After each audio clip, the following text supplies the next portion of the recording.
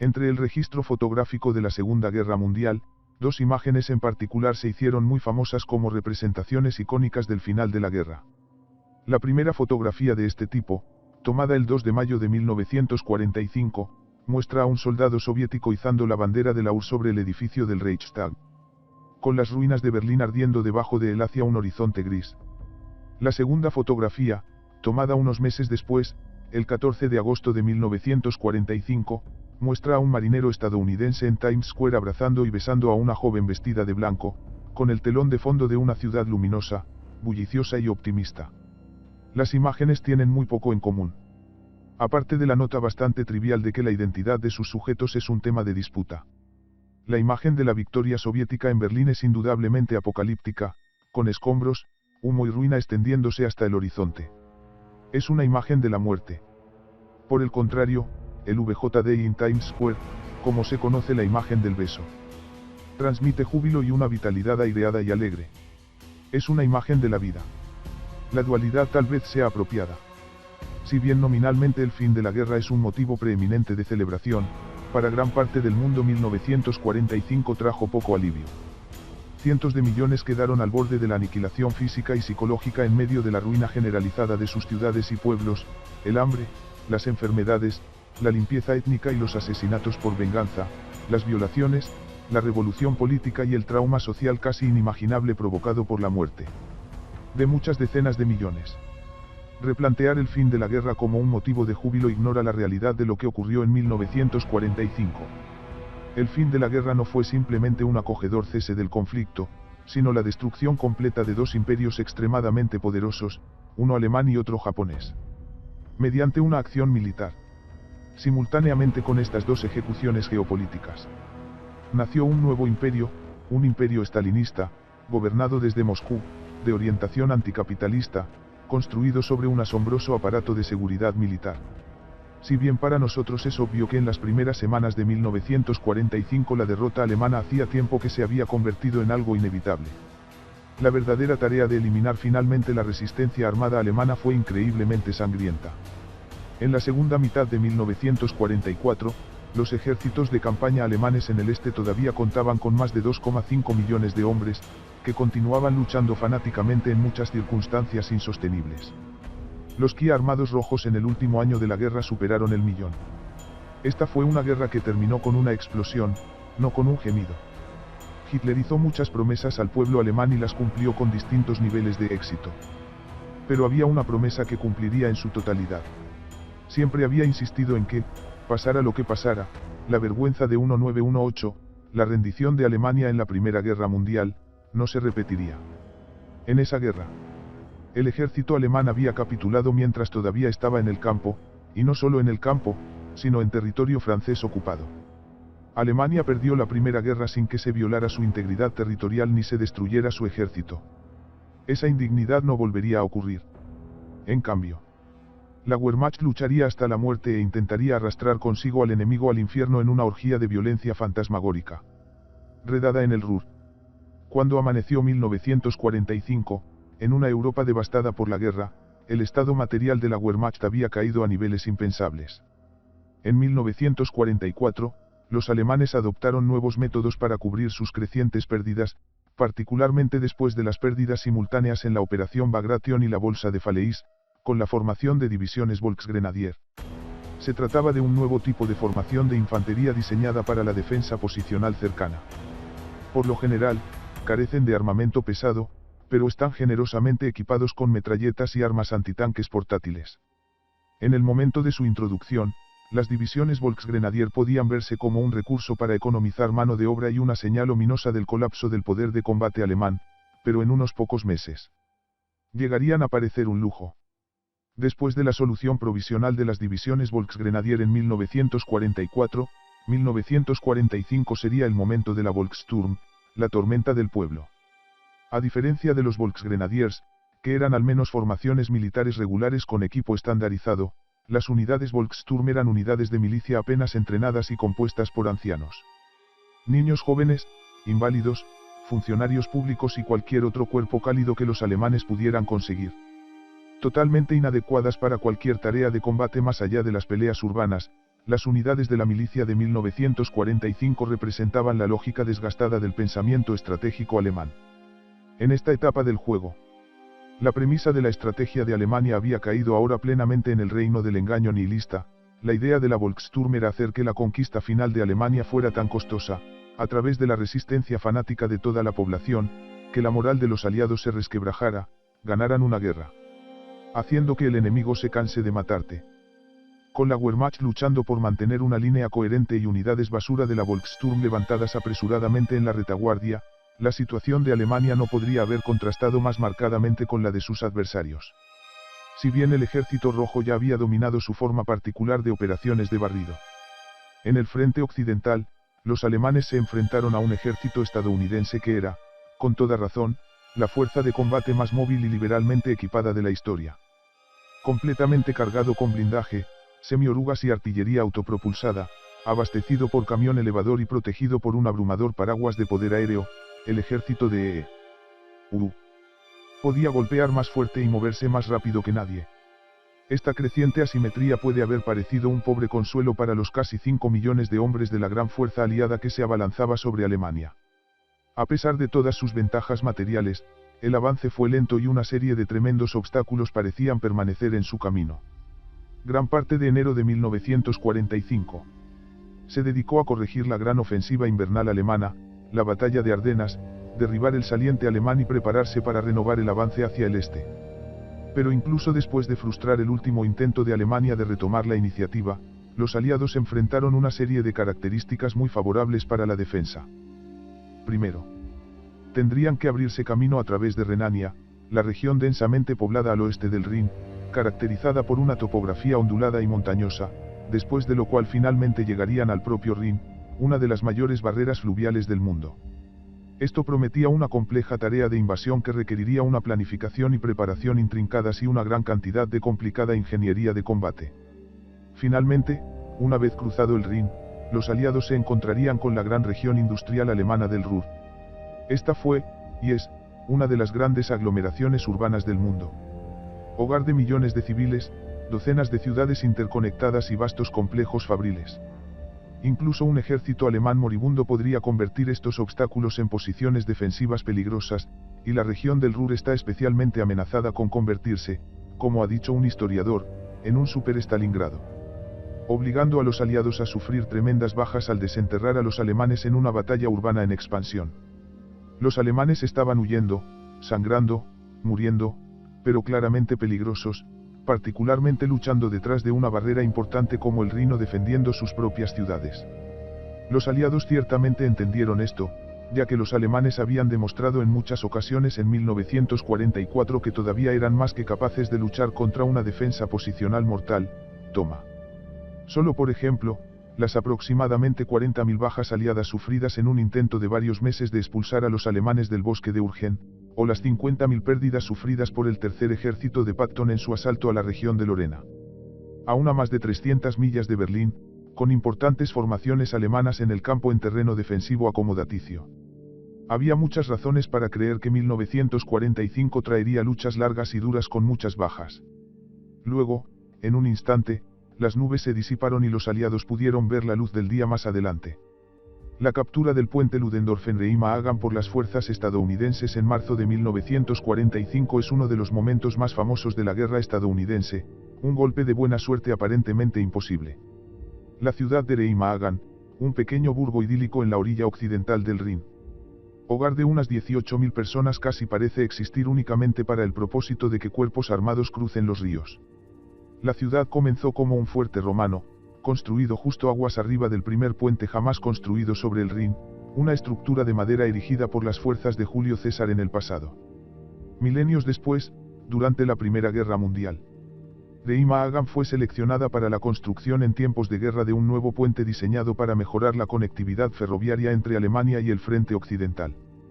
Este puente, construido entre 1916 y 1919 por trabajadores prisioneros de guerra, recibió el nombre del general Ludendorff y contaba con un par de líneas de ferrocarril y una pasarela peatonal.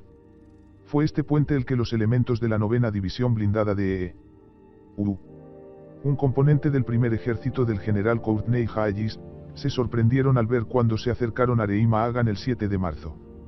Encontrar un puente intacto sobre el Rin fue sin duda un sorprendente golpe de buena suerte para los aliados. Cuando el general Hayes transmitió la buena noticia a su superior, el general Omar Bradley, la famosa respuesta de este último fue: perrito caliente, Courtney. Esto lo dejará completamente abierto. El en referencia es Eisenhower. La interpretación general de los acontecimientos es que los alemanes fueron sorprendidos incapaces de escapar a tiempo a través del río, y los estadounidenses, por un golpe de buena suerte, lograron capturar un puente antes de que pudiera ser destruido. Pero esto pasa por alto el elemento más importante de la historia. El puente de Remagen no era una historia de buena suerte, sino una progresión operativa derivada del letargo, los errores estratégicos y la inmovilidad alemanes, y los correspondientes poderes de maniobra estadounidenses. Más concretamente, cuando la 9ª División Blindada encontró el puente Ludendorff intacto, los alemanes no estaban defendiéndose detrás del Rin, ni siquiera intentaban retirarse sobre él. En cambio, estaban luchando duramente en su orilla occidental, intentando una defensa posicional de Renania. El río no se utilizaba como barrera defensiva, sino que seguía siendo una característica geográfica en la retaguardia alemana. El 7 de marzo, cuando se descubrió el estado del puente, la Wehrmacht no tenía planes inminentes de retirarse a través del río. Una decisión operativa que en sí misma habría sido inmensamente compleja y habría requerido la retirada cuidadosa de cientos de miles de hombres. Por lo tanto, en lugar de atrapar a un enemigo en retirada antes de que pueda cruzar el río, la 9ª División Blindada había avanzado una grieta y se había metido en la retaguardia de un enemigo que todavía intentaba defender una región vasta y densamente poblada en la orilla occidental del río. Comprender esta diferencia cambia todo el brillo de la historia. No fue una simple suerte lo que permitió a los estadounidenses llegar al puente, sino la tonta decisión alemana de luchar una defensa posicional en el otro lado del río contra un enemigo con una movilidad muy superior. La secuencia de acontecimientos que siguieron al descubrimiento del puente Ludendorff el 7 de marzo presenta una ventana casi idealizada al fin del Reich.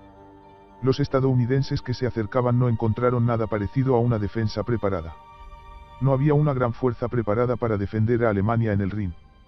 En su lugar, encontraron un Remagen soñoliento y un puente defendido por una fuerza de retaguardia, una mezcla de infantería, equipos antiaéreos de la Luftwaffe e ingenieros comandados por el general Joachim von Kortfleisch, con órdenes de proteger el puente o, si fuera necesario, volarlo. La repentina llegada de los estadounidenses parece haber cogido a los alemanes en gran medida por sorpresa. En un intento apresurado de establecer una posición de bloqueo en la orilla occidental del río mientras cableaban el puente para que estallara, los alemanes fracasaron en ambas tareas. Los tanques estadounidenses lograron atacar el puente en poco tiempo. Remagen, de nuevo, al ser considerada una zona de retaguardia, prácticamente no tenía barreras antitanques, minas ni posiciones de tiro establecidas. Un intento de último minuto por parte de los alemanes de volar el puente resultó en un momento de gran dramatismo, con el puente traqueteando y desapareciendo momentáneamente de la vista en una nube de humo. Afortunadamente, la nube se disipó para revelar el puente intacto, con solo daños menores en una de sus pasarelas peatonales, debido a problemas con el cableado no probado y la falta de explosivos. En este punto, el lector experto puede preguntarse por qué los alemanes no habían hecho preparativos para destruir el puente ni siquiera como una contingencia hasta que hubo tanques estadounidenses acercándose. La respuesta se encuentra en un incidente ocurrido en octubre anterior, cuando un puente en Colonia fue derribado después de que una cartera explosiva fuera detonada accidentalmente. Un Hitler furioso hizo que el tribunal reuniera a los oficiales responsables e instituyera nuevas reglas que estipulaban que los puentes no podían ser cableados para su demolición a menos que hubiera fuerzas aliadas en un radio de 5 millas, además, un puente no podía ser volado sin órdenes escritas de la cadena de mando en el escena. De este modo, enfadado por la demolición prematura de un puente, Hitler había hecho casi imposible que los puentes posteriores fueran destruidos a tiempo. Al final resultó que, el estricto cumplimiento de la nueva política no salvaría al Estado Mayor de Mando en Remagen, una semana después, el 14 de marzo. 4 oficiales alemanes serían ejecutados sumariamente por permitir que los estadounidenses capturaran el puente. En las semanas siguientes, los alemanes lanzarían una gran cantidad de armamento contra el puente Ludendorff, tratando de derribarlo mientras los estadounidenses empujaban implacablemente sus fuerzas hacia la orilla este del Rin, inundando su nueva cabeza de puente con poder de combate. Los alemanes arrojaron el proverbial fregadero de la cocina al puente, disparándole con todo tipo de artillería, incluido el mortero de asedio pesado de 60 centímetros, atacándolo desde el aire con confiables bombarderos en picado Stuka, lanzando proyectiles de mortero de 380 milímetros propulsados por cohetes desde cañones de asalto Sturmtiger. E incluso disparar un misil balístico V2, que falló por muchos kilómetros. El daño acumulativo finalmente logró forzar el colapso del tramo, y el 17 de marzo el puente Ludendorff finalmente cayó al Rin, pero en ese momento ya era demasiado tarde. Los ingenieros del ejército estadounidense ya habían aprovechado el cruce y habían erigido una serie de puentes de pontones, proporcionando un vínculo sólido con la cabeza de puente. Esta era, en pocas palabras, la Wehrmacht de finales de la guerra, una gran cantidad de armamento poderoso y avanzado, disponible en pequeñas cantidades, oficiales ejecutados por razones caprichosas, infraestructura crítica defendida por milicias sin entrenamiento y ancianos. Sin embargo, lo más importante es que los alemanes estaban ahora al borde de una aniquilación operativa por su propia cuenta. La tonta decisión de defender Renania hasta el final, combinada con el desperdicio de gran parte de la fuerza panzer restante en la batalla de las Ardenas, había dejado a los alemanes desprevenidos, exhaustos, tirados en el lado equivocado del río e incapaces de defenderse. Para contrarrestar la inesperada embestida estadounidense sobre el Rin. Para los americanos, sin embargo, el repentino cruce del Rin abrió la puerta a uno de los mayores golpes operativos de la guerra. Con el primer ejército de Haeggis construyendo ahora una poderosa fuerza en su cabeza de puente frente a Rhein-Magen, los alemanes comenzaron un apresurado redespliegue para defender el este del río, con Maadal colocando su quinto ejército panzer en posición para bloquear la región industrial del Ruhr, y el 15º ejército intentando bloquear la cabeza de puente de Haeggis. A pesar del estado generalmente lamentable de la Wehrmacht a estas alturas, la perspectiva de aplastar a estos dos ejércitos en una densa región urbana como el Ruhr no era agradable, y traía consigo la clara posibilidad de enormes bajas estadounidenses en el acto final de la guerra. Afortunadamente, Eisenhower no pretendía luchar a través del Ruhr, sino rodearlo por completo. Ya tenía la base de una pinza en su lugar, y el primer ejército de Haeggis se preparaba ahora para escapar de su cabeza de puente en Rhein-Magen. La otra pinza se preparó con el lanzamiento acelerado de la operación Saqueo, que consiguió que el 9º ejército del general William Simpson cruzara el Rin cerca de Wesel, a unas 80 millas al norte, el 23 de marzo. Landar no se arriesgó en el cruce y contó con un enorme lanzamiento en paracaídas en el lado alemán del río para asegurar la captura exitosa de una cabeza de puente. En breve, Eisenhower tenía ahora dos poderosos ejércitos estadounidenses sobre el río Rin, tanto en la periferia norte como en la periferia sur de la región del Ruhr. Ya era hora de rodar. Mientras Simpson ordenaba sus fuerzas después de cruzar el Rin, llegó el momento de que Haeggis saliera de su cabeza de puente. La densidad de fuerzas en la cabeza de puente de Rhein-Magen era asombrosa.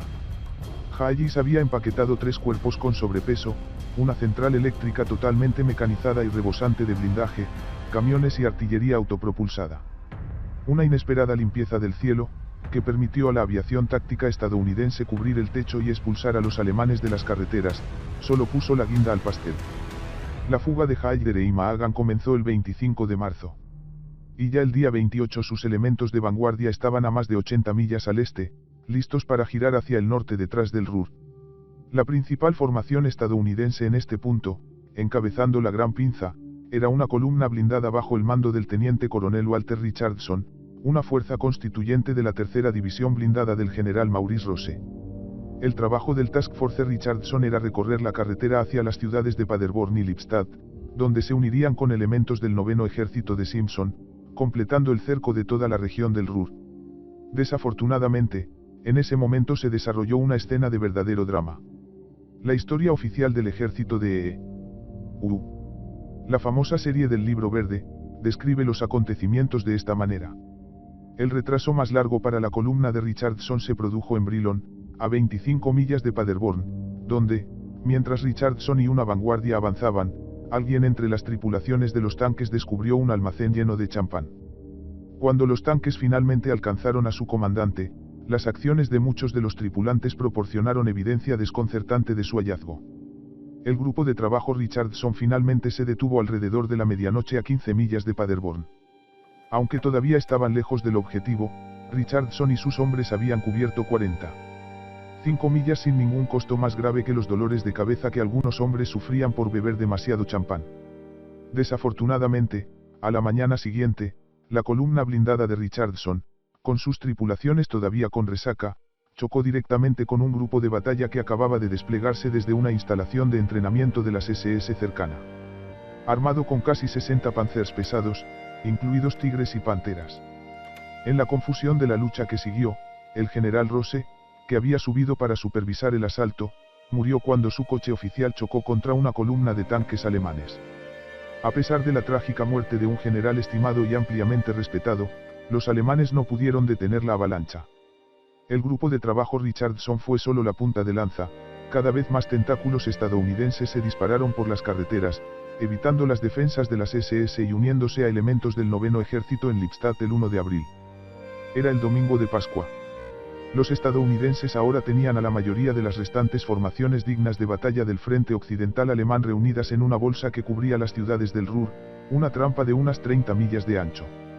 Atrapados en la bolsa del Ruhr había cientos de miles de tropas alemanas, la mayoría del grupo de ejércitos B de Walter Maadal, 30 generales y millones de civiles alemanes. La reducción de la bolsa del Ruhr, al igual que su cerco, se logró con notable rapidez, 2 semanas, para ser exactos. Cautelosos por el peligro que los alemanes podían representar en una defensa urbana posicional, el enfoque estadounidense fue simple y optaron simplemente a arrasar con fuego de artillería cualquier posición que les disparara a medida que se acercaban. La historia de la batalla del ejército estadounidense simplemente afirma que los proyectiles de artillería estaban no racionados y señala que el 16º cuerpo, por ejemplo, disparó exactamente 259.061 proyectiles durante los 14 días de esfuerzo para liquidar la bolsa, y hubo otros 3 cuerpos involucrados en la batalla. Lucha. En medio de esta vorágine, los civiles alemanes en el bolsillo reaccionaron en medio de confusión y terror. Si bien el régimen los instó a luchar hasta la muerte, pocos se entusiasmaron con la perspectiva, y hubo un gran esfuerzo proactivo por parte de los civiles para entregar sus hogares y ciudades antes de que los estadounidenses fueran provocados a bombardearlos. Ahora entró en juego un difícil juego de coordinación, cuándo rendirse. Levante la bandera blanca demasiado pronto y es posible que un oficial alemán le dispare por cobardía y derrotismo. Ríndete demasiado tarde y es posible que escuches el silbido de los proyectiles entrantes. Incluso rendirse no siempre es fácil.